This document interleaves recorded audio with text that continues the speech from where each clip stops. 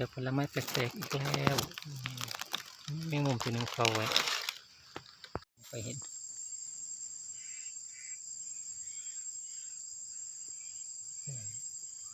งามดีนะศิลปะแห่งธรรมชาตินะครับงามนะอยากจำเลยอะไรไหมครับนี่ตรงนี้ผมถือว่าโชคดีได้ครับที่ว่าได้จังหวะถ่ายวิดีโอครับนี่ครับเครียดนะอยู่ปลายนิ้วผมเครียดในขณะเดี๋ยวผมคุบกันครับได้แล้วครับ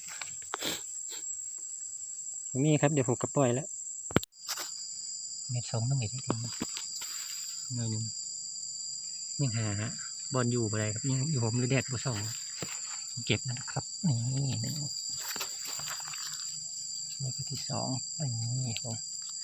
สองเต็มครับศิลปะกลางโคกนี่คือสตันนั่งเล่นนั่งพักก็ได้ครับไม่เป็นคนละตัวเดียวนี่ครับนั่งเล่นได้เลย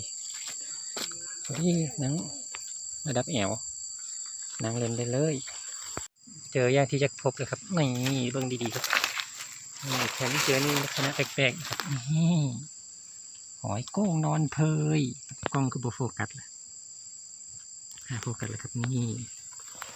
น้องงอยโคนแล้วนอนเพยเนาะนอนเพยถือว่าอยู่ขี้ดินเนี่ยงาใหม่ใต้กับบ้านนาคำไฮกัน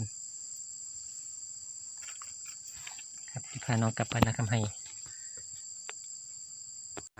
หอยครับจะโคกกัน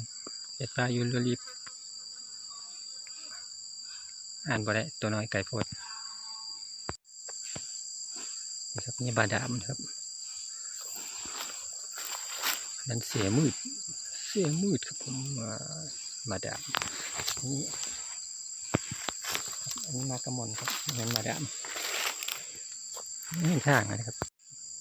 ตะกะแตนโคกครับข่าวจันดอนมาก็ได้ตะกะแตนน้อยมือสั่นครับบัทันกินข้าวเช้าไก่ยังบัทันเขาไก่ใบตองยังไตอยู่เลยครับนี่อาปากนับนี่บัทันเข้าไปตอกนี่บัทันเข้าผม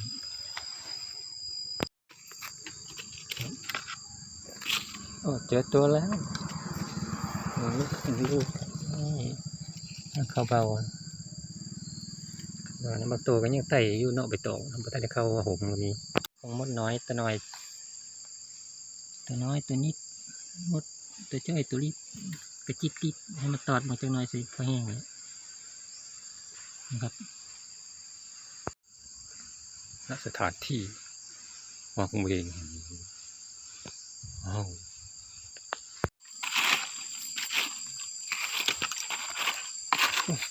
เดี๋ยวสองหน่วยครับสองหน่วยอันนึงอันสองแล้วก็อันนี้ของแถมบอลไม่ใช่ครับ